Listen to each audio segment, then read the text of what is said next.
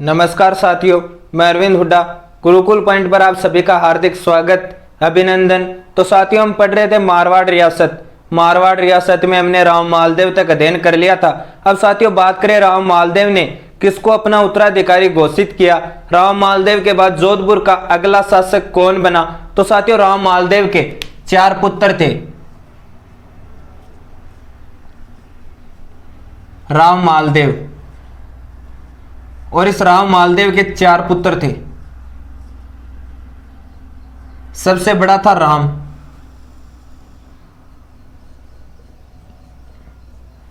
फिर उदेसी,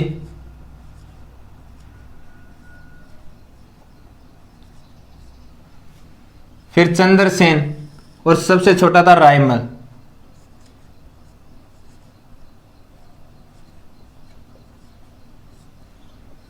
सबसे छोटा था रायमल। तो साथियों राव मालदेव है, उसके 4 पुत्र थे। सबसे बड़ा था राम, फिर उदेसी, फिर चंद्रसेन, और सबसे छोटा था रायमल। तो राव मालदेव है वो रानी स्वरूप कंवर के कहने पर अपने तीसरे पुत्र चंद्रसेन को अपना उत्तराधिकारी घोषित करता है। तो राव मालदेव ने क्या किया, इस चंद्रसेन को रानी स्वरूप कंवर के कहने पर, रानी स्वरूप कंवर के कहने पर उत्तराधिकारी घोषित किया।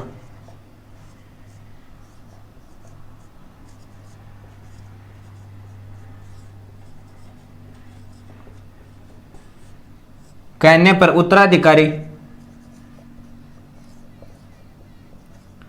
घोषित किया। तो साथियों जो राव मालदेव है वो रानी स्वरूप कंवर के कहने पर अपने तीसरे पुत्र चंद्रसेन को अपना उत्तराधिकारी घोषित करता है। एक तरह से गृह युद्ध की स्थिति ये खुद ही बना दिया करते थे। और मैंने आपको बताया था कि मारवाड़ के राठौड़ है वो रानियों के कहने पर बहुत काम करते थे। पहले राव चूड़ा ने रानी किशोर कंवर के कहने पर अपने छोटे पुत्र कान्हा को अपना उत्तराधिकारी घोषित किया। फिर राव जोधा ने रानी जसमादे के कहने पर अपने पुत्र शांतल देव को अपना उत्तराधिकारी घोषित किया। और अब राव मालदेव ने रानी स्वरूप कंवर के कहने पर अपने तीसरे पुत्र चंद्रसेन को अपना उत्तराधिकारी घोषित किया। तो राव मालदेव ने अपना उत्तराधिकारी तो घोषित कर दिया, लेकिन अपने अन्य पुत्र को खुश रखने के लिए उन्हें भी तो कुछ देगा। तो मैंने आपको बताया था जो राम है वो रूठी रानी उमादे के साथ गुंदोज में रहा करता था। तो राव मालदेव है वो इस राम को गुंदोज की जागीर देता है। मालदेव ने क्या किया, इस राम को गुंदोज की जागीर दी। और गुंदोज कहां पर है, पाली में। तो राम को गुंदोज की जागीर दी।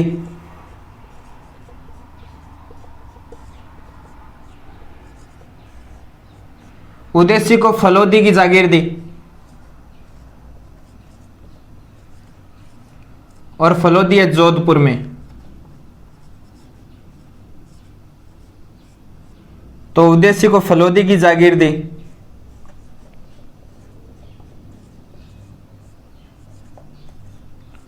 और अपने सबसे छोटे पुत्र रायमल को सिवाना की जागीर दी।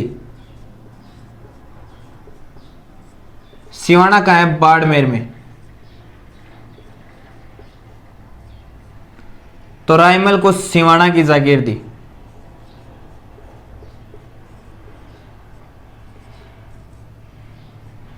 तो साथियों जो राव मालदेव है उसने अपने सबसे बड़े पुत्र राम को गुंदोज की जागीर दी, उदेसी को फलोदी की जागीर दी, अपने तीसरे पुत्र चंद्रसेन को अपना उत्तराधिकारी घोषित किया और अपने सबसे छोटे पुत्र रायमल को सिवाना की जागीर दी।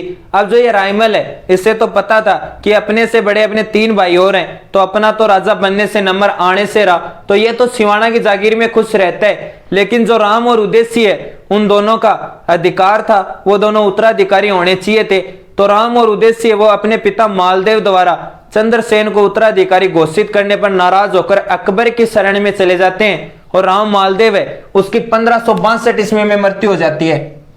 राम मालदेव की क्या हो गई, 1562 ईस्वी में मृत्यु। और राव मालदेव की 1562 ईस्वी में मृत्यु होने के बाद जोधपुर का शासक बनता है राव चंद्रसेन। तो साथियों आप एक बार यहां तक क्लियर करो, फिर बात करते हैं राव चंद्रसेन की।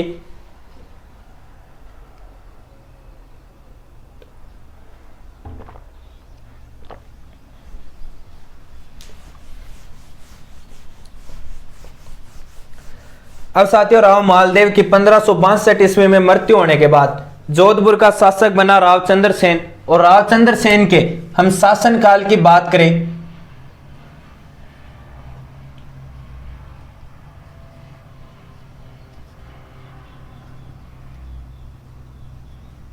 रावचंद्र सेन, और रावचंद्र सेन का शासनकाल था 1562 ईस्वी से 1581 ईस्वी तक।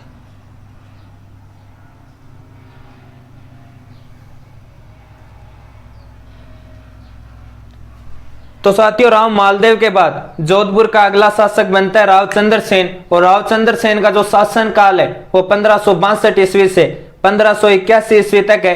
अब मैंने आपको बताया था रावचंद्र सेन के दो बड़े भाई थे राम और उदय सिंह। वो दोनों अपने पिता मालदेव द्वारा चंद्र सेन को उत्तराधिकारी घोषित करने पर नाराज होकर अकबर की शरण में चले जाते हैं। ये चंद्र सेन के दो बड़े भाई थे राम और उदय सिंह।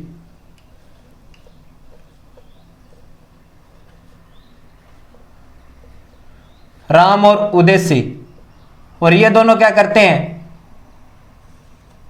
ये दोनों अकबर की शरण में चले जाते हैं।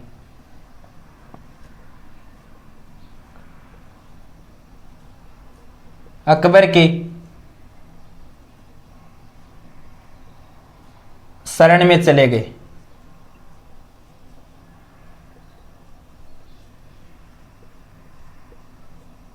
तो साथियों, राम और उदय सिंह वो दोनों अपने पिता मालदेव द्वारा चंद्रसेन को उत्तराधिकारी घोषित करने पर नाराज होकर अकबर की शरण में चले जाते हैं। और इतिहास में ऐसा भी बताया जाता है कि उदय सिंह ने तो 1563 ईस्वी में जोधपुर पर आक्रमण भी किया था, जो लोहावट का युद्ध हुआ था। और ये जो लोहावट का युद्ध है ये उदय सिंह और रावचंद्र सेन के मध्य हुआ था। लोहावट के युद्ध में रावचंद्र सेन की विजय होती है। तो साथियों, उदय सिंह ने जोधपुर पर आक्रमण किया था 1563 ईस्वी में। जो लोहावट का युद्ध है वो उदय सिंह वर्सेज रावचंद्र सेन हुआ।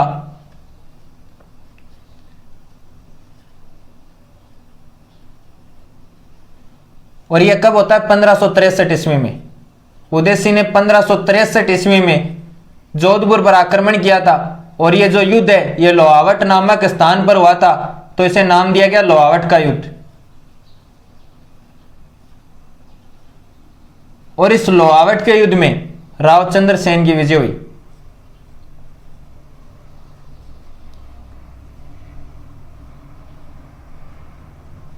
रावचंद्र सेन विजय। तो साथियों, जो उदय सिंह है वो 1563 ईस्वी में जोधपुर पर आक्रमण करते हैं। ये जो युद्ध है ये लोहावट का युद्ध हुआ था। इस लोहावट के युद्ध में रावचंद्र सेन की विजय हुई, क्योंकि जो रावचंद्र सेन है वो जोधपुर का शासक था, नौकुंटी मारवाड़ का। तो ऑलमोस्ट जो सेना वगैरह है वो रावचंद्र सेन के पास ही थी। अब जो राम और उदय सिंह है उन दोनों को समझ में आ गया कि हम अकबर की शाही सेना की सहायता के बिना जोधपुर पर अधिकार नहीं कर सकते। तो राम और उदय सिंह है वो दोनों अकबर को अपनी सहायता के लिए प्रेरित करते रहते। तो अकबर ने 1564 ईस्वी में राम की सहायता के लिए एक दूत भेजा। अकबर क्या करता है 1564 ईस्वी में, अकबर ने 1564 ईस्वी में राम की सहायता के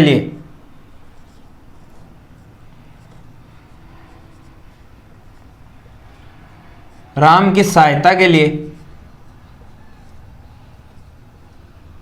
एक दूत भेजा। और दूत का नाम था हुसैन कुली खां।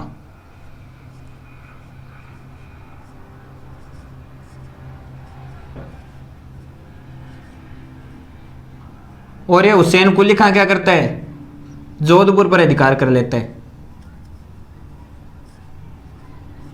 जोधपुर पर अधिकार।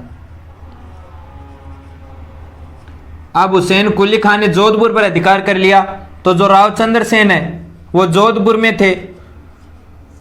और हुसैन कुली खान ने जब जोधपुर पर अधिकार कर लिया तो रावचंद्र सेन जोधपुर छोड़कर भद्राजुन चले गए।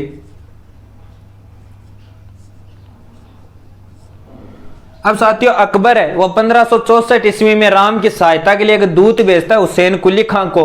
और जो हुसैन कुली खां है वो जोधपुर पर अधिकार कर लेते हैं। और जो रावचंद्र सेन है वो जोधपुर छोड़कर भद्राजुन चले जाते हैं। अब राजस्थान के या राजपूताने के जो छोटे मोटे शासक थे वो ऑलमोस्ट अकबर की शरण में थे। तो अकबर ने सोचा क्यों ना इस राजस्थान में या राजपूताने में एक दरबार का आयोजन करवाया जाए, ताकि जो सारे राजपूत शासक है वो मेरी अधीनता स्वीकार कर ले। लेकिन अकबर ने सोचा मैं ये उद्देश्य रखकर तो दरबार का आयोजन नहीं करवा सकता कि आओ और मेरी अधीनता स्वीकार करो, इसके लिए मुझे जो उद्देश्य है वो कुछ अलग ही रखना होगा।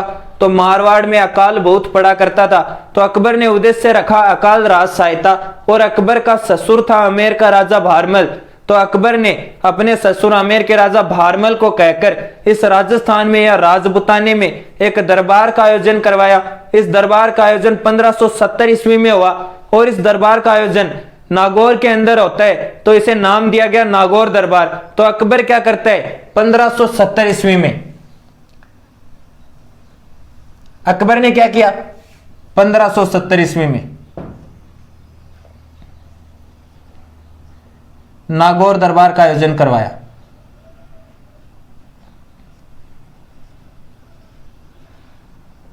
और इस नागौर दरबार का जो मुख्य उद्देश्य था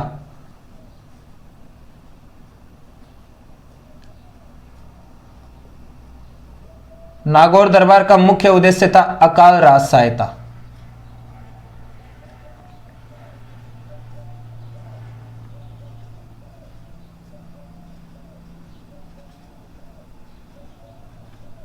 लेकिन जो अकबर का वास्तविक उद्देश्य था या नागौर दरबार का वास्तविक उद्देश्य, तो इसका वास्तविक उद्देश्य था राजपूत शासकों को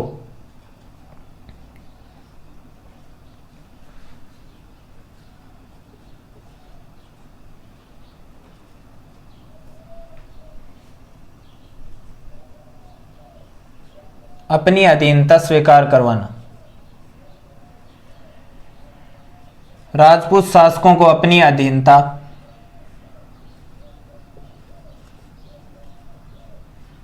स्वीकार करवाना। और साथियों जो नागौर दरबार का आयोजन है वो राजा भारमल की सहायता से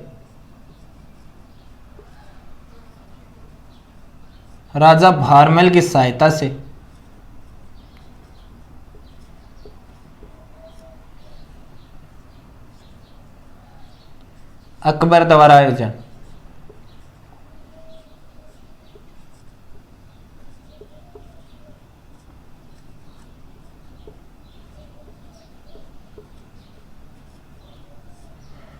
तो साथियों जो अकबर है वो राजा भारमल की सहायता से 1570 ईस्वी में नागौर दरबार का आयोजन करवाते हैं। और जो नागौर दरबार का जो मुख्य उद्देश्य था वो था अकाल राज सहायता। लेकिन जो अकबर का या नागौर दरबार का जो वास्तविक उद्देश्य था वो था राजपूत शासकों को अपनी अधीनता स्वीकार करवाना। और यहाँ पर कुछ शासकों ने अधीनता भी स्वीकार की थी। जैसलमेर से की थी हर्राय भाटी ने।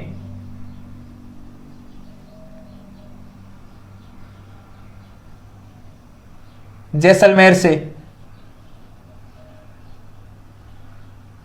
हर्राय भाटी ने, फिर की थी बीकानेर से,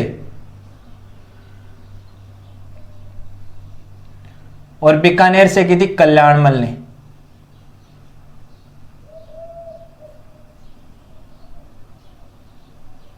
जोधपुर से की थी उदयसिंह ने।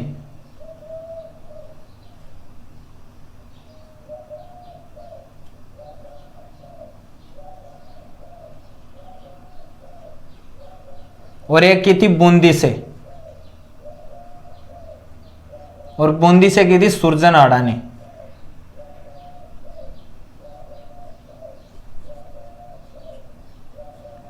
तो साथ ही इस नागौर दरबार में कुछ शासकों ने मुगलों की या अकबर की अधीनता भी स्वीकार की थी। जैसलमेर से हर्राय भाटी ने, जोधपुर से उदयसिंह ने, बीकानेर से कल्याणमल ने, और एक बूंदी से सुरजन आड़ा ने। अब साथियों इंपॉर्टेंट ये है कि जो रावचंद्र सेन है वो क्या नागौर दरबार में उपस्थित हुए थे या नहीं हुए थे। तो जो रावचंद्र सेन है वो नागौर दरबार में आए थे, लेकिन अकबर का झुकाव अपने बड़े भाई उदयसिंह की ओर देखकर जो रावचंद्र सेन है वो अकबर से बिना मिले इस नागौर दरबार से चले जाते हैं। और इस बात से अकबर गुस्सा हो जाता है, क्योंकि अकबर ने कहा था कि यहाँ आते लोग अपनी मर्जी से हैं, लेकिन जाने के लिए उन्हें हमारी अनुमति चाहिए। तो जो रावचंद्र सेन है वो इस नागौर दरबार में आए, लेकिन अकबर का झुकाव अपने बड़े भाई उदय सिंह की ओर देखकर अकबर से बिना मिले इस नागौर दरबार से चले जाते हैं। अब इस बात से अकबर गुस्सा हो जाता है और यह नागौर दरबार होने के बाद अकबर है वो रावचंद्र सेन पर आक्रमण करवाता है। उस समय जो रावचंद्र सेन है वो भद्राजुड़ में थे, तो अकबर ने 1570 में यह नागौर दरबार हुआ और 1571 में अकबर ने भद्राजुड़ पर आक्रमण करवाया। अब इधर इस नागौर दरबार में कुछ शासकों ने अकबर की अधीनता स्वीकार की थी, तो इन्होंने कहा अकबर से कि तुम सोच कर के आए थे, उसके लिए तो कुछ करो अकाल राज सहायता के लिए। तो अकबर ने भी सोचा कि कल को इतिहास में कोई गलत ना कहे, कोई गालियां नहीं निकाले, तो अकबर ने नागौर में शुक्र तालाब का निर्माण करवाया। अकबर क्या करते हैं इस नागौर दरबार के समय,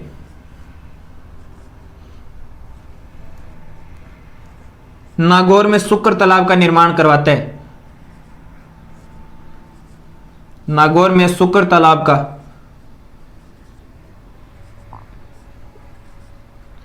निर्माण करवाया।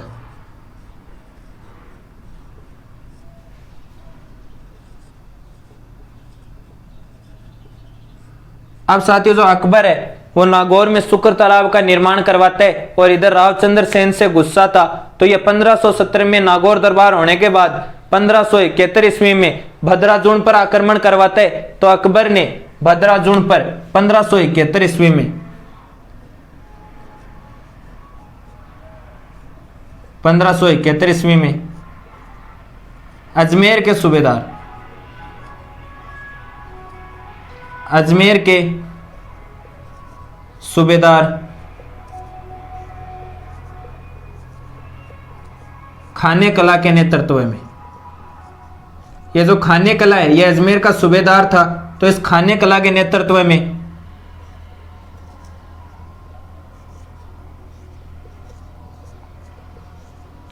खाने कला के नेतृत्व में आक्रमण।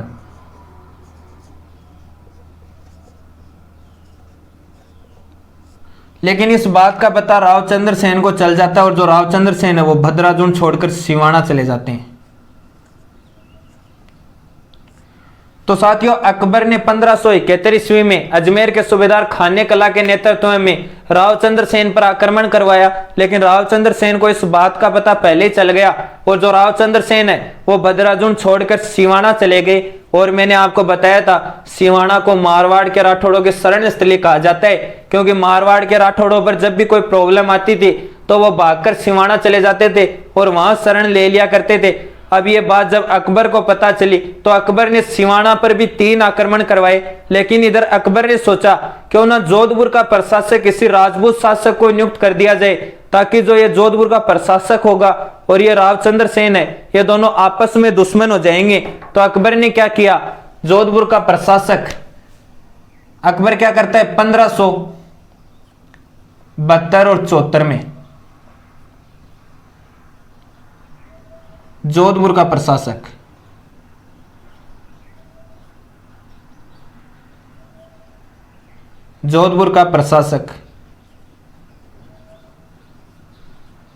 राय सिंह को नियुक्त कर देता है।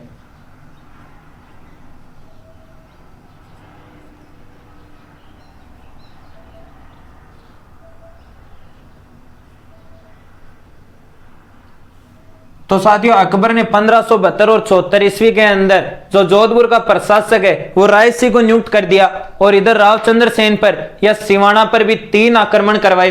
तो अकबर क्या करता है सिवाना पर 3 आक्रमण करवाता है। सबसे पहले करवाया शाह कुली खां के नेतृत्व में,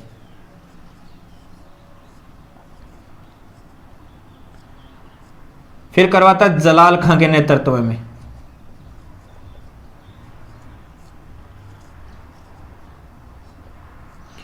और तीसरा आक्रमण करवाता है शाहबाज खां के।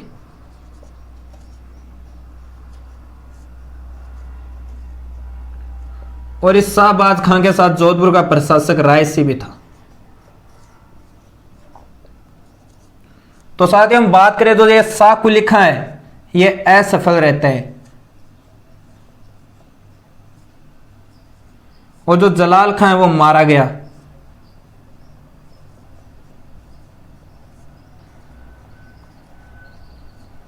और जो ये शाहबाज खां और रायसी है, ये दोनों सिवाना पर अधिकार कर लेते हैं,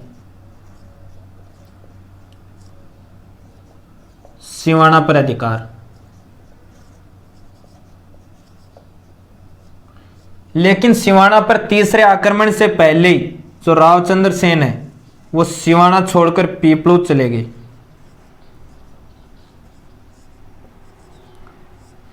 तो साथियों जो अकबर है वो 1572 और 74 में जोधपुर का प्रशासक रायसी को नियुक्त कर देते हैं, ताकि जो जोधपुर का प्रशासक होगा और रावचंद्र सेन है वो दोनों आपस में दुश्मन हो जाएंगे। और सिवाना पर अकबर है वो 3 आक्रमण करवाते हैं। सबसे पहले शाह कुली खां के नेतृत्व में जो असफल रहता है, फिर जलाल खां के नेतृत्व में ये जो जलाल खां ये रावचंद्र सेन के साथ युद्ध करते हुए मारा जाता है, और तीसरा आक्रमण करवाता है शाहबाज खां और रायसी के नेतृत्व में। जो ये शाहबाज खां और रायसी है ये सिवाना पर अधिकार कर लेते हैं। लेकिन सिवाना पर तीसरे आक्रमण के समय जो रावचंद्र सेन है वो सिवाना दौरे की जिम्मेदारी फत्ता राठौड़ को सौंप कर चले जाते हैं। और जो फत्ता राठौड़ है वो इस शाहबाज खां और रायसी के साथ युद्ध करते हुए वीरता के साथ लड़ते हुए वीरगति को प्राप्त हो जाते हैं। लेकिन जो रावचंद्र सेन है वो सिवाना पर तीसरे आक्रमण से पहले ही ये सिवाना छोड़कर पीपलूद चले गए थे। फिर अकबर ने पीपलूद भी आक्रमण करवाया, तो जो रावचंद्र सेन है वो पीपलूद छोड़कर कानूजा चले गए।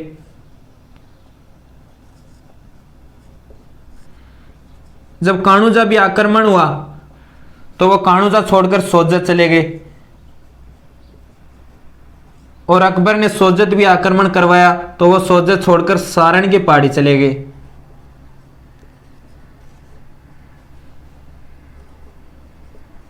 और ये जो सारण की पहाड़ी है ये सचियाब गांव पाली के अंदर है।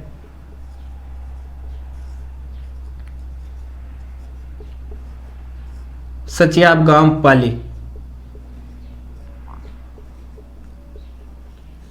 और यहीं सचियाब गांव पाली में 1581 ईस्वी में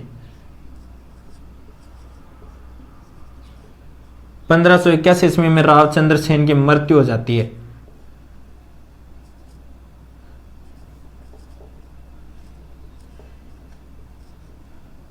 रावचंद्र सेन की मृत्यु। तो साथियों जो अकबर है वो रावचंद्र सेन पर आक्रमण करवाता गया, और रावचंद्र सेन है वो अपने ठिकाने बदलते गए। जब सिवाना पर आक्रमण करवाए तो जो रावचंद्र सेन वो पीपलूद चले गए। फिर अकबर ने पीपलूद भी आक्रमण करवाया तो वो कानूजा चले गए। फिर कानूजा भी आक्रमण हुआ तो वो सोजत चले गए, और सोजत भी आक्रमण हुआ तो वो सारण की पहाड़ी चले गए जो सचियाब गांव पाली के अंदर है। और यही सचियाब गांव पाली में 1581 ईस्वी में रावचंद्र सेन की मृत्यु हो जाती है। और जो रावचंद्र सेन की घोड़े पे सवार प्रतिमा भी यहीं सचियाब गांव पाली के अंदर ही मिलती है। मारवाड़ की ख्यातों के अनुसार ऐसा बताया जाता है कि जो रावचंद्र सेन की मृत्यु है वो सामंत बेरीसाल राठौड़ द्वारा जहर देने के कारण हुई। तो साथियों यहाँ हमने बात की रावचंद्र सेन के बारे में। रावचंद्र सेन का जो शासन काल है वो 1562 ईस्वी से 1581 ईस्वी तक है। रावचंद्र सेन के 2 बड़े भाई थे, राम और उदेसी। तो राम और उदेसी है वो अपने पिता मालदेव द्वारा चंद्रसेन को उत्तराधिकारी घोषित करने पर नाराज होकर अकबर की शरण में चले जाते हैं। और इतिहास में ऐसा भी बताया जाता है कि उदेसी ने 1563 ईस्वी में जोधपुर पर आक्रमण भी किया था, और ये जो युद्ध है ये लोहावट नामक स्थान पर हुआ था, तो इसे नाम दिया गया लोहावट का युद्ध। और जो लोहावट का युद्ध है वो उदेसी और रावचंद्र सेन के मध्य हुआ। इस लोहावट के युद्ध में रावचंद्र सेन की विजय होती है, क्योंकि जो रावचंद्र सेन है वो जोधपुर का शासक था, 9 कुंटी मारवाड़ का। तो ऑलमोस्ट सेना वगैरह वो रावचंद्र सेन के पास ही थी। तो लोहावट के युद्ध में रावचंद्र सेन की विजय हुई। अब राम और उदेसी है उन दोनों को समझ में आ गया कि हम अकबर की शाही सेना की सहायता के बिना जोधपुर पर अधिकार नहीं कर सकते। तो राम और उदेसी है वो दोनों अकबर को अपनी सहायता के लिए प्रेरित करते रहते। तो अकबर ने 1564 ईस्वी में राम की सहायता के लिए एक दूत भेजा हुसैन कुली खां को, और हुसैन कुली खां है वो जोधपुर पर अधिकार कर लेते हैं। और जो रावचंद्र सेन है वो जोधपुर छोड़कर भद्राजुन चले जाते हैं। अब राजस्थान के या राजपूताने के जो छोटे मोटे ऑलमोस्ट शासक थे वो अकबर की शरण में थे। तो इधर हुसैन कुली खां ने जोधपुर पर भी अधिकार कर लिया। तो अकबर ने सोचा क्यों ना इस राजपूताने में या राजस्थान में एक दरबार का आयोजन करवाया जाए, ताकि जो सारे राजपूत शासक है वो मेरी अधीनता स्वीकार कर ले। लेकिन मैं ये उद्देश्य रखकर तो दरबार का आयोजन नहीं करवा सकता कि आओ और मेरी अधीनता स्वीकार करो। इसके लिए मुझे कुछ उद्देश्य वो अलग ही रखना होगा। तो इधर मारवाड़ में अकाल बहुत पड़ा करता था, तो अकबर ने जो उद्देश्य रखा अकाल राज सहायता। और अकबर का ससुर था आमेर का राजा भारमल, तो अकबर ने अपने ससुर आमेर के राजा भारमल से कहकर इस राजपुताने में राजस्थान में एक दरबार का आयोजन करवाया। और इस दरबार का आयोजन 1570 ईस्वी में नागौर के अंदर हुआ, तो इसे नाम दिया गया नागौर दरबार। फिर साथ ही हमने चर्चा की नागौर दरबार की, तो नागौर दरबार का आयोजन 1570 ईस्वी में हुआ। नागौर दरबार का जो मुख्य उद्देश्य है वो था अकाल राज सहायता, लेकिन जो वास्तविक उद्देश्य था वो था राजपूत शासकों को अपनी अधीनता स्वीकार करवाना। नागौर दरबार का राजा भारमल की सहायता से अकबर द्वारा आयोजन करवाया गया, और यहाँ पर कुछ शासकों ने अधीनता भी स्वीकार की। जैसलमेर से हर्राय भाटी ने, बीकानेर से कल्याणमल ने, जोधपुर से उदय सिंह ने और बूंदी से सुरजन आड़ा ने। अब जो रावचंद्र सेन है वो इस नागौर दरबार में उपस्थित होते हैं, लेकिन अकबर से बिना मिले चले जाते हैं, क्योंकि रावचंद्र सेन अकबर का झुकाव अपने बड़े भाई की ओर देखकर अकबर से बिना मिले चले गए। इस बात से अकबर गुस्सा हो जाता है और रावचंद्र सेन पर आक्रमण करवाते हैं। 1570 ईस्वी में नागौर दरबार कंप्लीट हुआ। फिर 1571 ईस्वी में अकबर ने भद्राजून पर आक्रमण करवाया। इधर कुछ शासकों ने अकबर की अधीनता स्वीकार की थी, तो उन्होंने अकबर से कहा कि तुम सोचकर क्या आए थे, उसके लिए तो कुछ करो। तो अकबर ने भी सोचा कि कल को इतिहास में कोई गलत ना कहे, कोई गालियां ना निकाले, इसलिए अकबर ने नागौर के अंदर शुक्र तालाब का निर्माण करवाया। और 1570 में नागौर दरबार कंप्लीट होने के बाद अकबर 1571 में इधर भद्राजून पर आक्रमण करवाता है अजमेर के सूबेदार खाने कला के नेतृत्व में। लेकिन इस बात का पता रावचंद्र सेन को पहले ही लग जाता है, और जो रावचंद्र सेन है वो भद्राजून छोड़कर सिवाना चले जाते हैं। अब अकबर ने सोचा क्यों ना जोधपुर का प्रशासक किसी राजपूत शासक को नियुक्त कर दिया जाए, ताकि जो यहाँ का प्रशासक होगा जोधपुर का और जो ये रावचंद्र सेन है ये दोनों आपस में दुश्मन हो जाएंगे। तो अकबर ने 1572 और 74 ईस्वी में जोधपुर का प्रशासक राय सिंह को नियुक्त कर दिया। और इधर सिवाना पर भी 3 आक्रमण करवाए। सबसे पहले शाह कुली खां के नेतृत्व में जो असफल रहा, फिर जलाल खां के नेतृत्व में जो मारा गया, और तीसरा आक्रमण करवाता शाहबाज खां और राय सिंह के नेतृत्व में। और जो शाहबाज खां और राय सिंह है ये दोनों सिवाना पर अधिकार कर लेते हैं। लेकिन सिवाना पर तीसरे आक्रमण के समय जो रावचंद्र सेन है वो सिवाना दुर्ग की जिम्मेदारी फत्ता राठौड़ को सौंपकर चले जाते हैं। फिर जो रावचंद्र सेन वो पीपलूद चले गए। फिर अकबर ने पीपलूद भी आक्रमण करवाया तो वो कानूजा चले गए। फिर अकबर ने कानूजा आक्रमण करवाया तो वो सोजत चले गए। फिर सोजत भी आक्रमण हुआ तो वो सारण की पहाड़ी जो सचियाब गांव पाली है वहां चले गए। ऐसे जो अकबर है वो रावचंद्र सेन पर आक्रमण करवाता गया, और रावचंद्र सेन है वो अपने ठिकाने बदलते गए। और यही सारण की पहाड़ी जो सचियाब गांव पाली में है, यही 1581 ईस्वी में रावचंद्र सेन की मृत्यु हो जाती है। और रावचंद्र सेन के घोड़े पे सवार प्रतिमा भी यही सचियाब गांव पाली में मिलती है। मारवाड़ के ख्यातों के अनुसार जो रावचंद्र सेन की मृत्यु है वो सामंत बेरीसाल राठौड़ द्वारा जहर देने के कारण हुई। तो साथियों आप एक बार यहां तक क्लियर करो, फिर बात करते हैं आगे।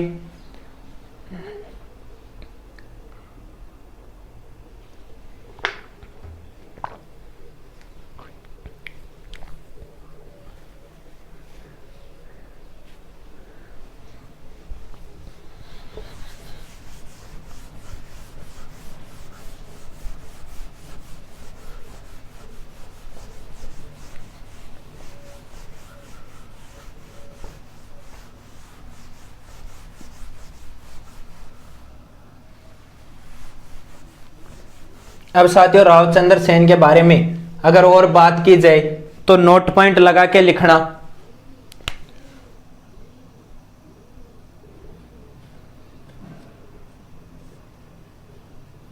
अभी मैंने आपको बताया था कि सिवाना पर तीसरे आक्रमण के समय सिवाना पर तीसरे आक्रमण के समय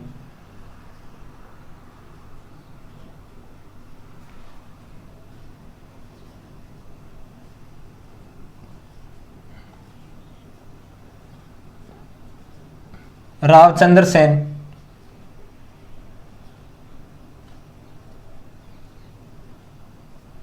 सिवाना दुर्ग की जिम्मेदारी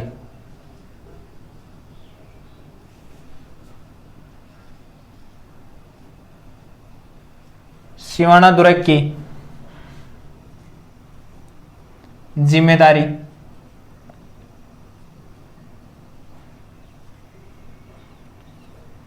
फत्ता राठौड़ को सौंप कर चले गए।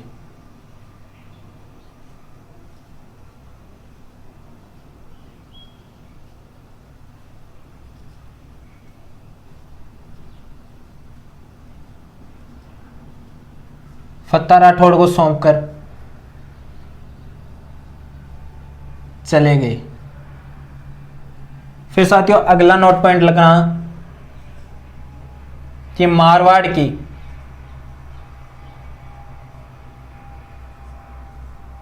ख्यातों के अनुसार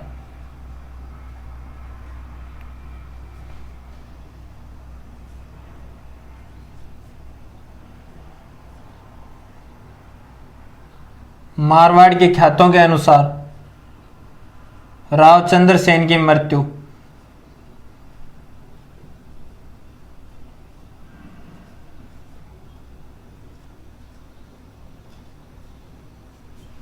सामंत रावचंद्र सेन की मृत्यु सामंत बेरीसाल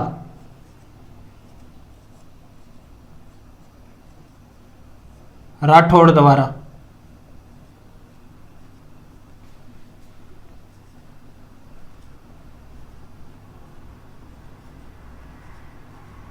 जहर देने के कारण हुई।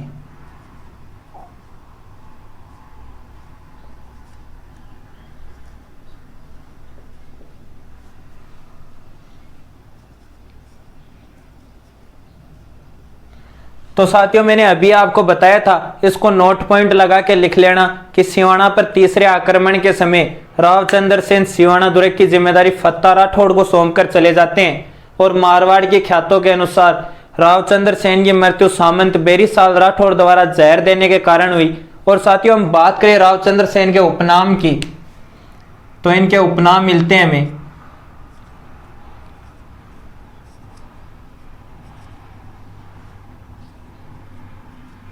रावचंद्र सेन के उपनाम, तो इनके उपनाम मिलते हैं हमें मारवाड़ का प्रताप,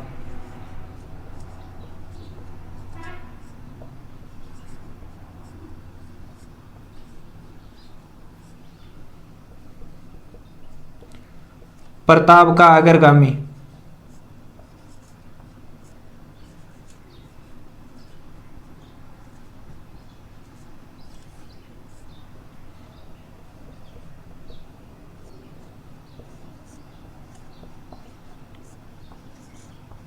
प्रताप का पथदर्शक,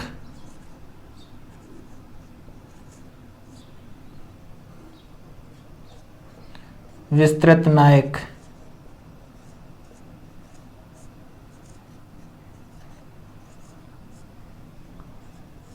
और मारवाड़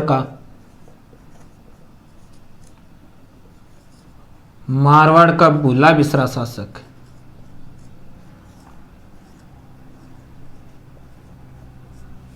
भूला बिसरा शासक। तो साथियों रावचंद्र सेन के हमें उपनाम मिलते हैं मारवाड़ का प्रताप। जैसे मेवाड़ के महाराणा प्रताप हुए थे जिन्होंने मुगलों की अधीनता स्वीकार करने के बजाय इधर उधर भागते रहे, वैसे ही मारवाड़ में भी रावचंद्र सेन हुए थे जो अकबर की अधीनता स्वीकार करने की बजाय इधर उधर भागते रहे, तो इन्हें मारवाड़ का प्रताप भी कहा जाता है। प्रताप का अग्रगामी, प्रताप से पहले चलने वाला, क्योंकि जो रावचंद्र सेन है वो प्रताप से पहले हुए थे जिन्होंने मुगलों की अधीनता स्वीकार करने की बजाय इधर उधर भागते रहे। इनके बाद मेवाड़ के महाराणा प्रताप हुए थे, क्योंकि जो रावचंद्र सेन है वो शासक बने थे 1562 ईस्वी में। रावचंद्र सेन शासक बनते 1562 ईस्वी में, और जो मेवाड़ के महाराणा प्रताप है वो शासक बने थे 1572 ईस्वी में। तो इन्हें प्रताप का अग्रगामी भी कहा जाता है, प्रताप का पथदर्शक, प्रताप को रास्ता दिखाने वाले, क्योंकि जो मेवाड़ के महाराणा प्रताप जिस रास्ते पे चले थे पहले रावचंद्र सेन भी उसी रास्ते पे चले थे, तो इन्हें प्रताप का पथदर्शक भी कहा जाता है। विस्तृत नायक, एक ऐसा हीरो जिसे हम भूल गए। मारवाड़ का भूला बिसरा शासक, मारवाड़ के इतिहास में रावचंद्र सेन के बारे में कोई जानकारी नहीं मिलती, मारवाड़ के इतिहास ने रावचंद्र सेन को भुला दिया। ये थोड़ी बहुत बड़ी मुश्किल से जानकारी मिलती है जो मैं आपके लिए लेके आया हूं। तो इन्हें मारवाड़ का भूला बिसरा शासक भी कहा जाता है कि मारवाड़ के इतिहास ने रावचंद्र सेन को बुला दिया।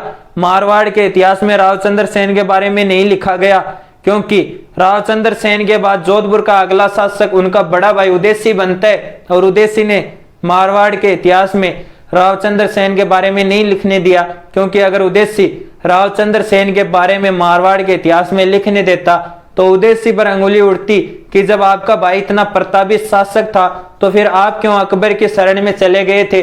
तो इन्हें मारवाड़ का भूला बिसरा शासक भी कहा जाता है। तो साथियों, यहाँ हमने बात की कि सिवाना दुर्ग पर तीसरे आक्रमण के समय जो रावचंद्र सेन है वो सिवाना दुर्ग की जिम्मेदारी फत्ता राठौड़ को सौंप कर चले गए, और मारवाड़ की ख्यातों के अनुसार रावचंद्र सेन की मृत्यु सामंत बेरीसाल राठौड़ द्वारा जहर देने के कारण हुई। फिर हमने बात की रावचंद्र सेन के उपनाम की, तो इन्हें मारवाड़ का प्रताप, प्रताप का अग्रगामी, प्रताप का पथदर्शक, विस्तृत नायक, मारवाड़ का भूला बिसरा शासक कहा जाता है। तो साथियों, एक बार आप यहां तक क्लियर करो, फिर बात करते हैं आगे।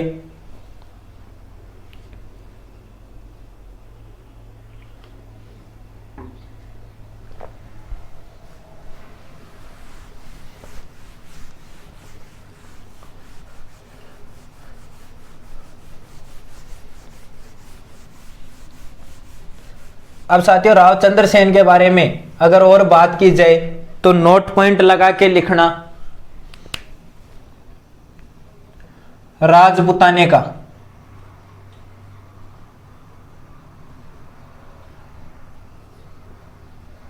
प्रथम शासक,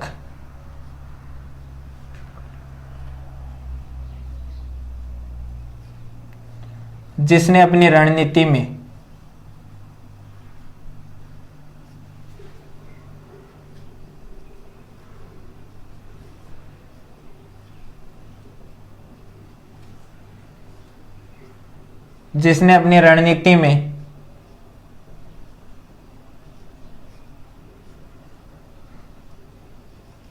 दुर्ग और महलों के स्थान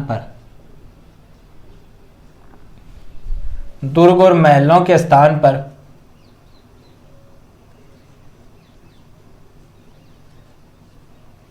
जंगल और झाड़ियों को महत्व दिया।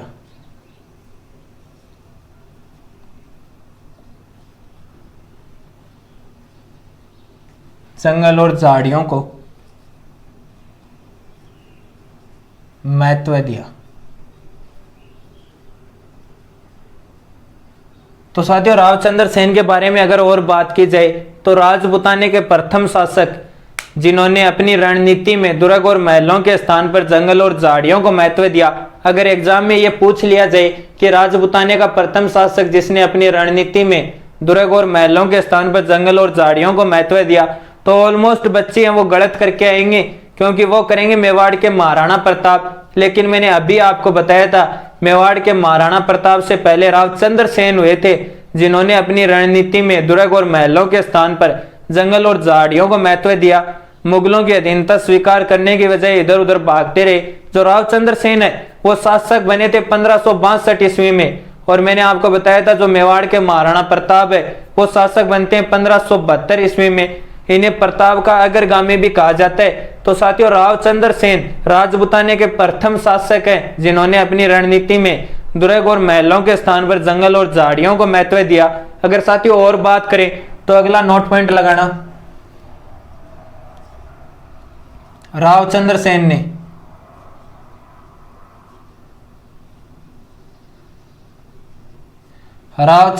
ने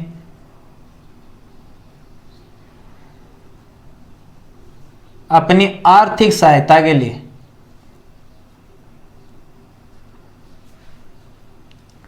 अपनी आर्थिक सहायता के लिए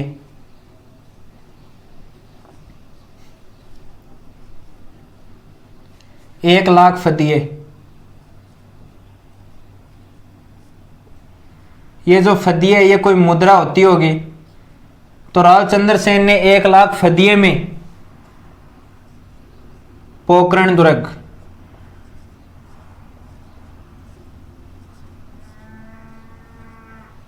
जैसलमेर के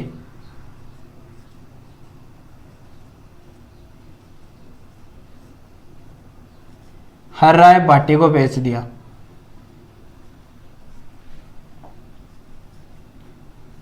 हर्राए भाटी को बेच दिया।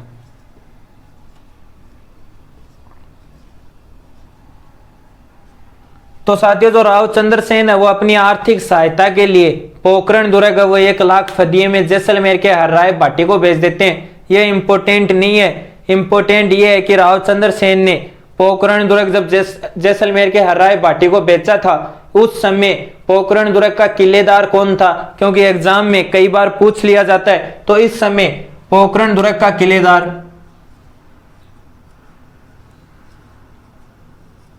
इस समय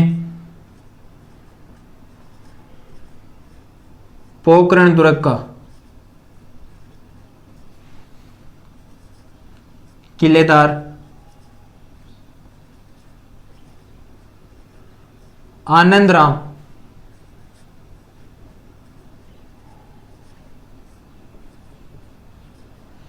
पंचोली था।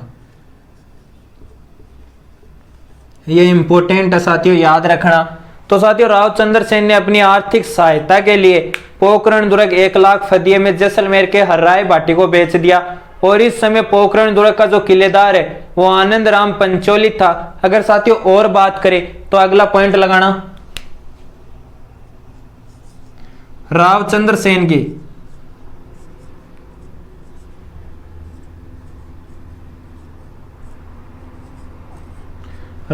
सेन की मृत्यु के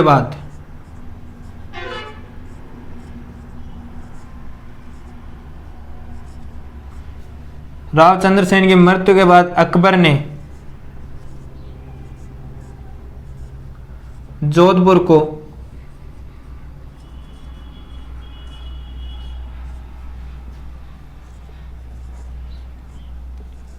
खालसा घोषित कर दिया। खालसा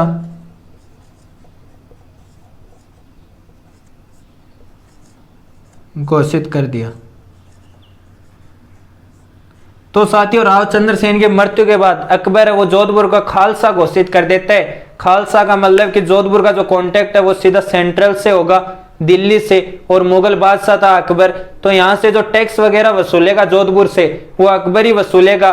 जोधपुर में जो भी नीति नियम लगाएगा वो अकबर भी लगाएगा। तो अकबर ने जोधपुर को रावचंद्र सेन की मृत्यु के बाद खालसा घोषित कर दिया और अकबर ने जोधपुर को खालसा रखा था। रावचंद्र सेन की मृत्यु हुई थी 1581 में। तो 1581 से 1583 ईस्वी तक अकबर ने 2 साल तक जोधपुर को खालसा रखा।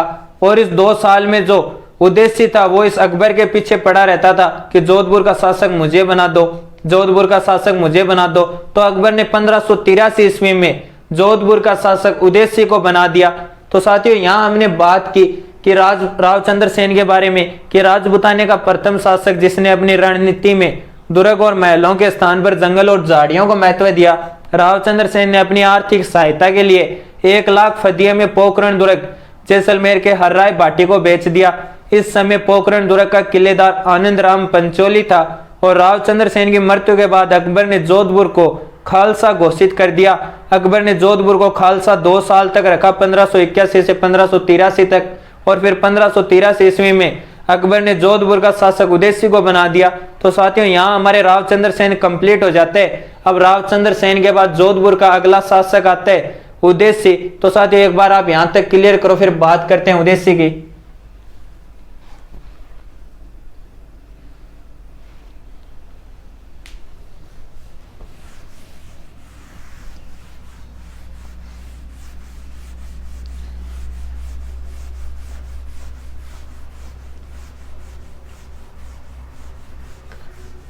अब साथियों, रावचंद्र सेन के बाद जोधपुर का अगला शासक बना उदयसिंह।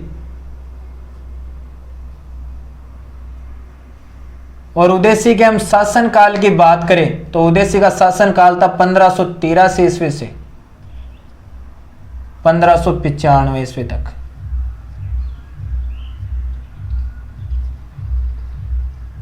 और साथियों, उदयसिंह की हमें उपाधि मिलती है मोटा राजा, जो अकबर द्वारा दी गई थी। और जो उदयसिंह है वो इतिहास में भी मोटा राजा उदयसिंह के नाम से ही जाना गया।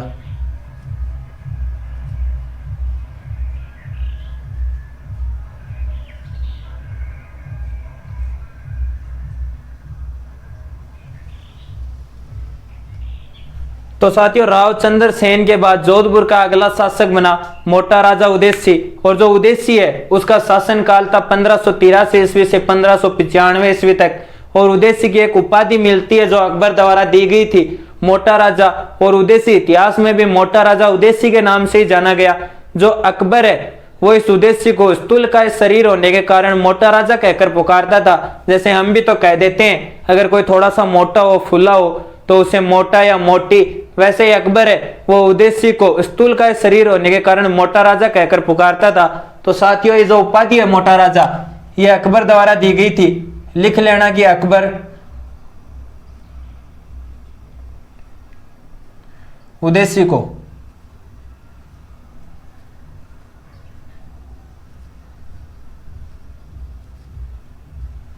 स्थूलकाय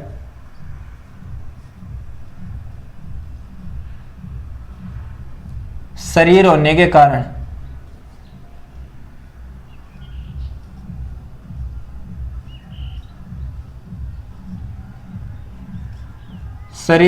कारण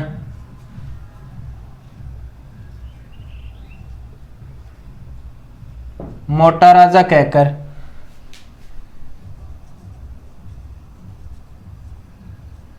पुकारता था।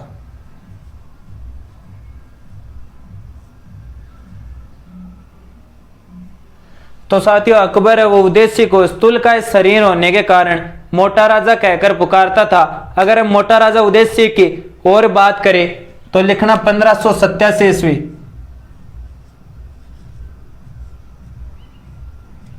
1587 ईस्वी में मानी बाई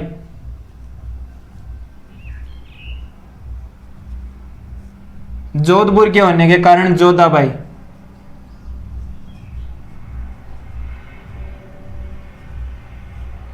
और इसका एक उपनाम भी मिलता है जगत गोसाई।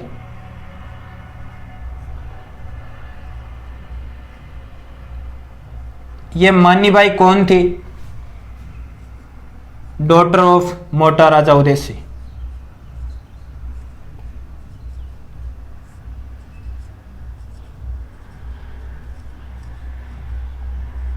और साथियों इस मानीबाई का मोटा राजा ने विवाह किया तो मानीबाई वेड्स सलीम,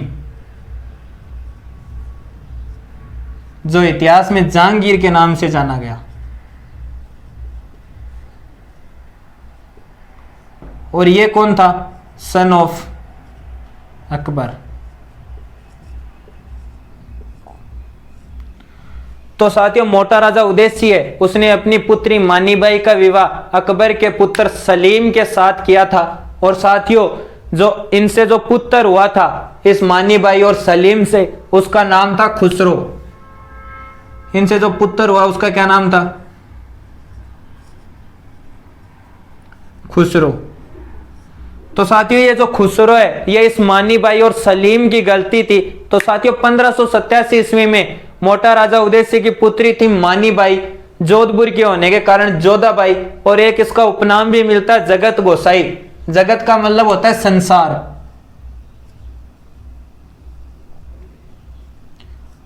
और गोसाई का मतलब मालकिन।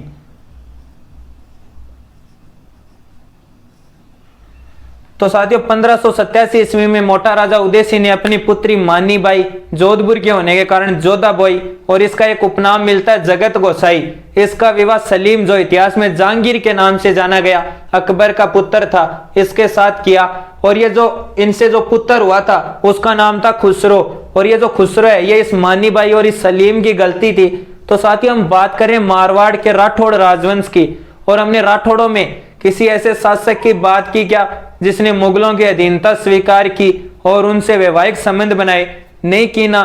तो नोट पॉइंट लगा के लिखना, ये जो मोटा राजा उदेसी है ये मारवाड़ का, नोट पॉइंट लगाना, मारवाड़ का प्रथम शासक।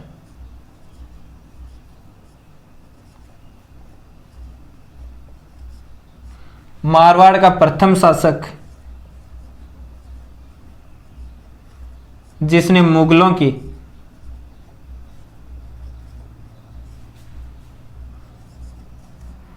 अधीनता स्वीकार की।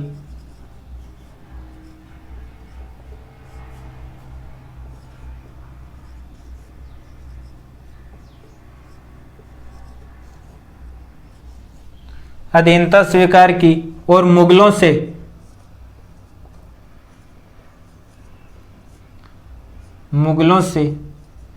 वैवाहिक संबंध बनाए।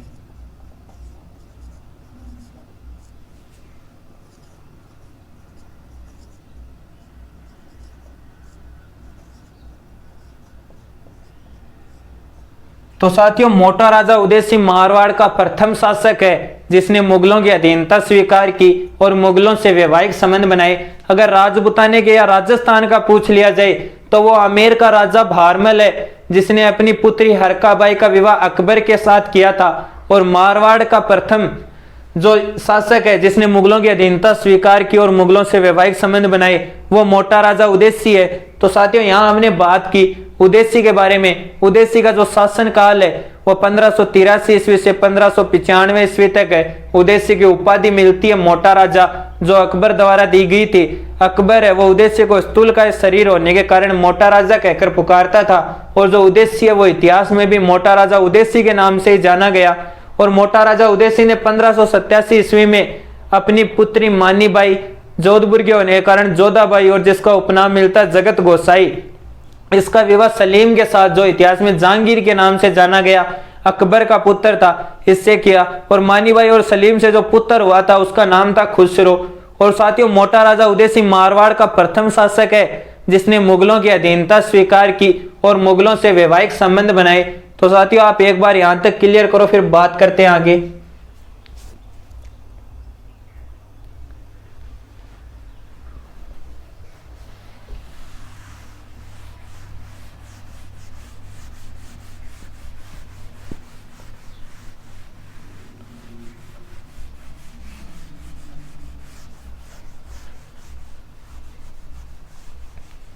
अब साथियों, मोटा राजा उदय सिंह के बारे में अगर और बात की जाए तो लिखना 1593 ईस्वी में।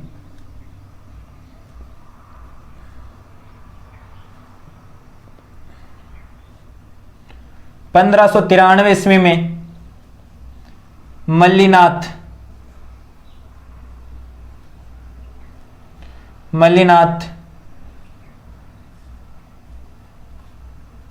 पशु मेले का प्रारंभ।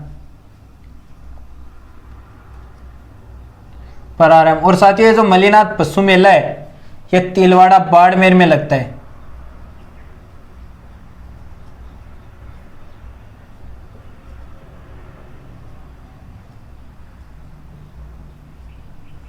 तो साथियों, मोटा राजा उदय सिंह के काल में 1593 ईस्वी में मल्लीनाथ पशु मेले का प्रारंभ होता है जो तिलवाड़ा बाड़मेर में लगता है। और हम बात करें मल्लीनाथ पशु मेले की, अगर साथियों मल्लीनाथ पशु मेले की बात की जाए तो यह राजस्थान का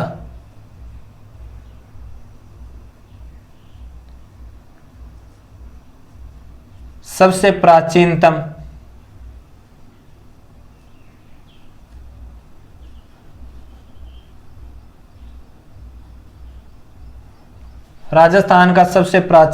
पशु मेला।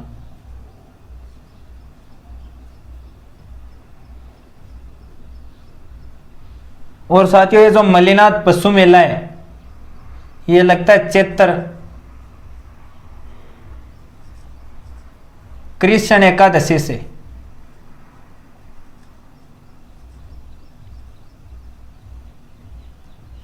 चैत्र शुक्ल एकादशी तक।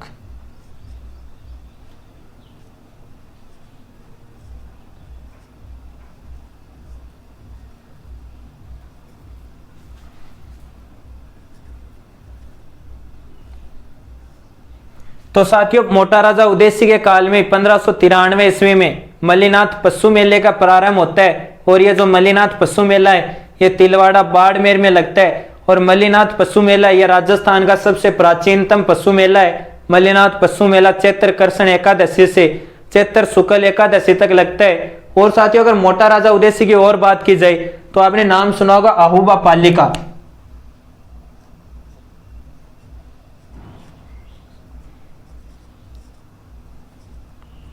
अहूबा, ये कहां पर है? पाली में। तो साथियों यही अहूबा पाली के अंदर मोटा राजा उदय सिंह के काल में, मोटा राजा उदय सिंह के काल में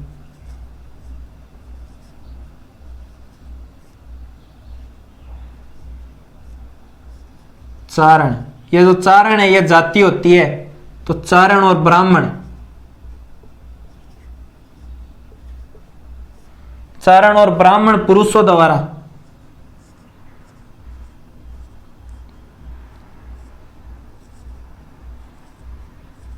द्वारा जोर किया गया।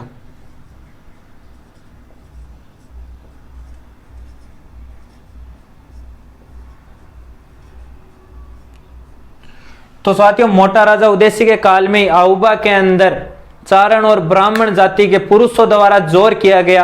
और मैंने आपको बताया था कि जो जोर है वो रानियों दासियों द्वारा किया जाता है। जब युद्ध में जो राजा है, सेनापति है, राजा वो केसरिया हो जाता है, सेनापति, सेना वगैरह सारी मारी जाती है, उन रानियों की रक्षा के लिए कोई भी नहीं रहता, तो वो अपने आत्म सम्मान के लिए, अपनी आत्म रक्षा के लिए जोर का व्रत करती है। और जो जोर का व्रत है वो लकड़ियां वगैरह जलाई जाती है, मंत्र वगैरह का जाप किया जाता है, और फिर वो अपनी आत्म सम्मान के लिए, अपने आत्म रक्षा के लिए उसके अंदर जोर का व्रत करती है। लेकिन यहाँ पर मोटा राजा उदय सिंह के काल में चारण और ब्राह्मण जाति के पुरुषों द्वारा जोर किया गया। और हम इस पुरुषों के जोर की बात करें तो यह राजस्थान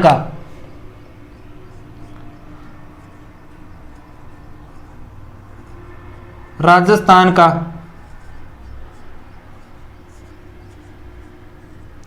पुरुषों द्वारा किया गया, पुरुषों द्वारा किया गया एकमात्र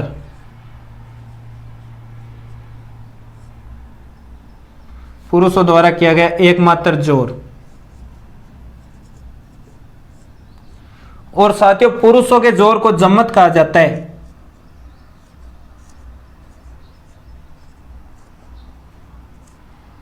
पुरुषों के जोर को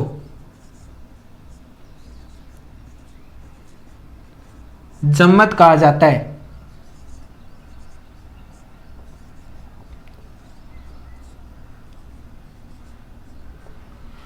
तो साथियों मोटा राजा उदय सिंह के काल में अहूबा के अंदर चारण और ब्राह्मण जाति के पुरुषों द्वारा जोर किया गया।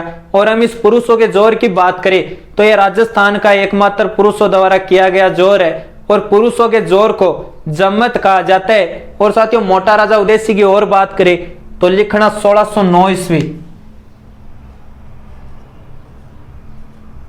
1609 ईस्वी में मोटा राजा उदय सिंह का पुत्र था, उदय सिंह के पुत्र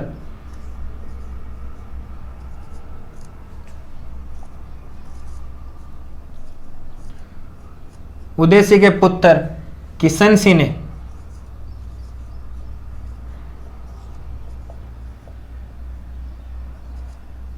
उदय सिंह के पुत्र किशन सिंह ने किशनगढ़ की स्थापना की।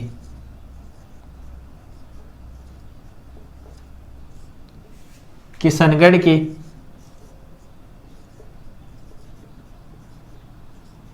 स्थापना की। और साथियों ये जो किशनगढ़ है ये राठौड़ों की सत्ता का तीसरा प्रमुख केंद्र है।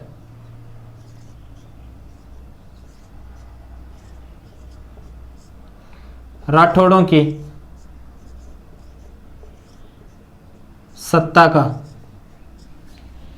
तीसरा प्रमुख केंद्र।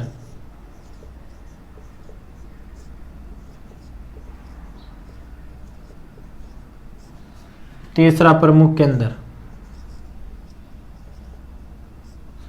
तो साथियों 1609 ईस्वी में मोटा राजा उदय सिंह का पुत्र था किशन सिंह, जिसने किशनगढ़ की स्थापना की।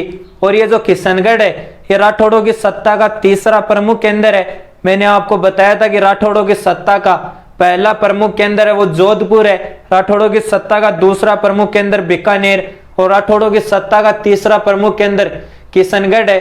तो साथियों यहां हमने बात की कि मोटा राजा उदयसिंह के काल में ही 1593 ईस्वी में मल्लिनाथ पशु मेले का प्रारंभ होता है। और जो ये मल्लिनाथ पशु मेला है यह तिलवाड़ा बाड़मेर में लगता है। और मल्लिनाथ पशु मेला है और राजस्थान का सबसे प्राचीनतम पशु मेला है। मल्लिनाथ पशु मेला चैत्र कृष्ण एकादशी से चैत्र शुक्ल एकादशी तक लगता है। और मोटा राजा उदयसिंह के काल में आऊबा पाली के अंदर चारण और ब्राह्मण जाति के पुरुषों द्वारा जोर किया गया। और हम इस पुरुषों के जोर की बात करें तो यह राजस्थान का पुरुषों द्वारा किया गया एकमात्र जोर है। और पुरुषों के जोर को जम्मत कहा जाता है।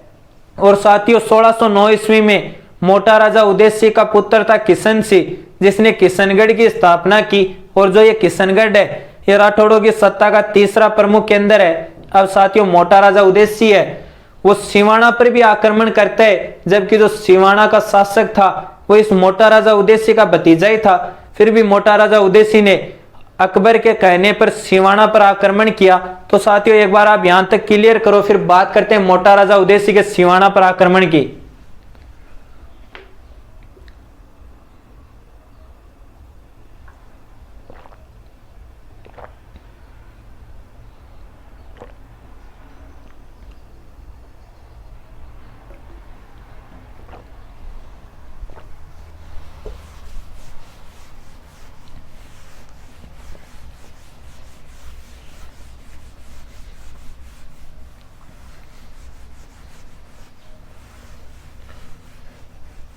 अब साथियों मोटा राजा उदयसिंह है वो सिवाना पर आक्रमण करता है, जबकि सिवाना का शासक था कल्ला राय मलोत, जो मोटा राजा उदयसिंह का भतीजा ही था।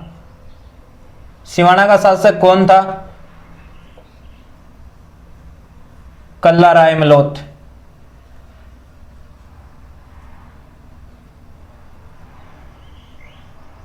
और ये कल्ला राय मलोत है यह था सिवाना का शासक।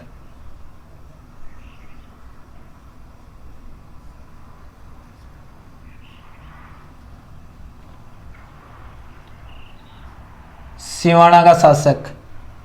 और साथियों ये जो कल्ला राय मलोत है यह रायमल का पुत्र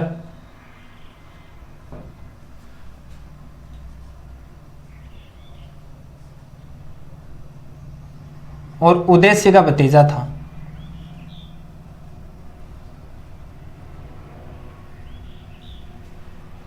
उदयसिंह का भतीजा।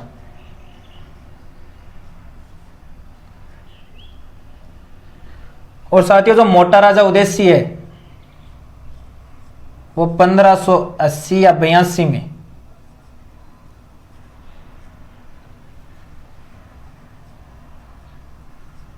अकबर के आदेश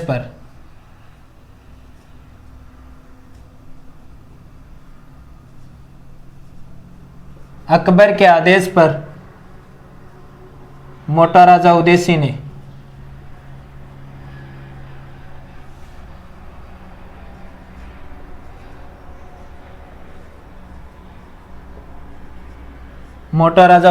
ने सिवाना पर आक्रमण किया।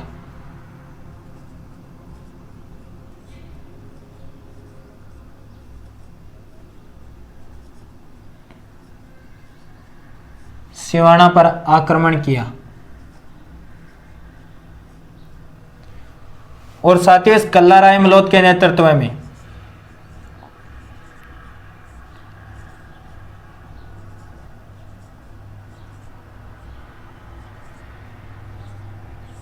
कल्ला राय मलोत के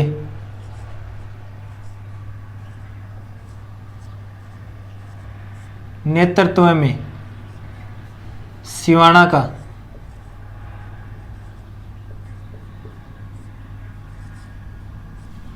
दूसरा शाखा हुआ। सिवाना का दूसरा शाखा हुआ। और साथियों इस कल्ला राय मलोत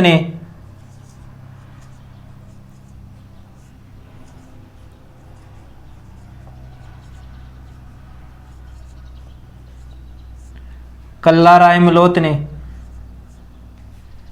बीकानेर के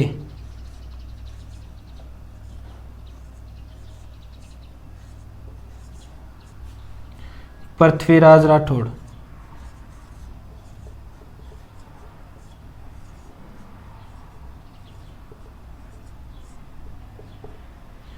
बीकानेर के पृथ्वीराज राठौड़ से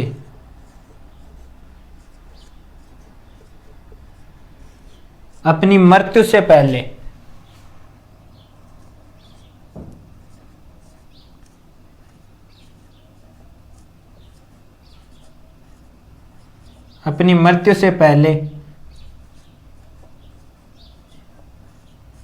अपने मर्सिये लिखवाए।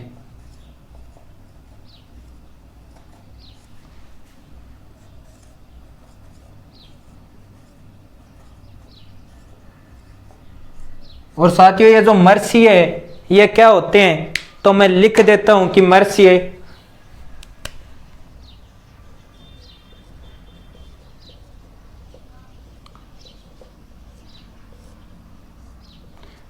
हैं वो मारवाड़ में किसी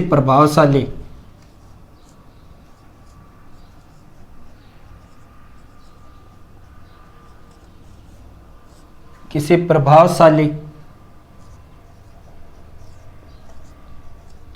व्यक्ति की युद्ध में मृत्यु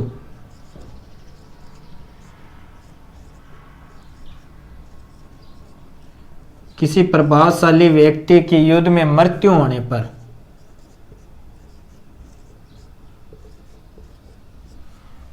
पर उसकी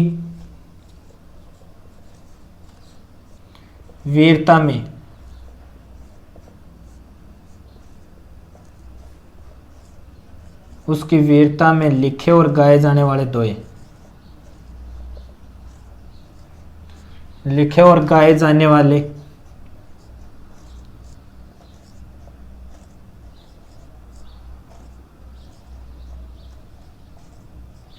दोए।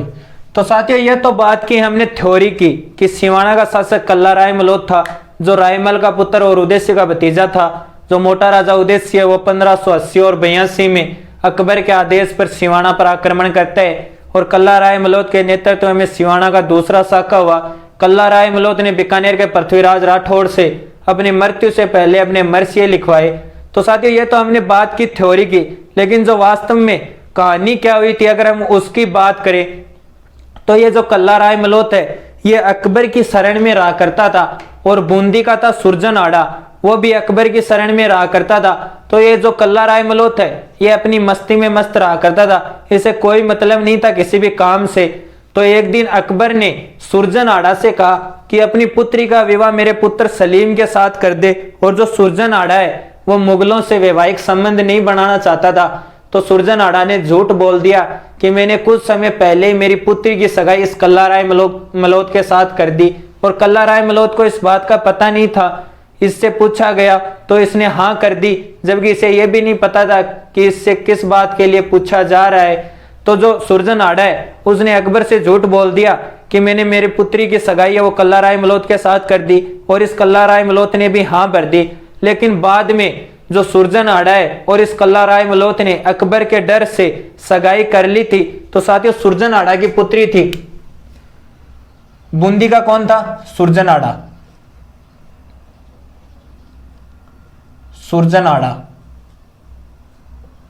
और यह सुरजन आड़ा था बूंदी का।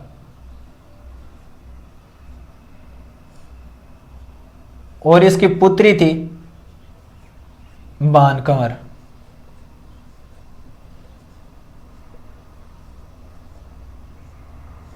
और साथियों बाद में अकबर के डर से सुरजन आड़ा ने और कल्ला राय मलोट ने सगाई कर ली थी।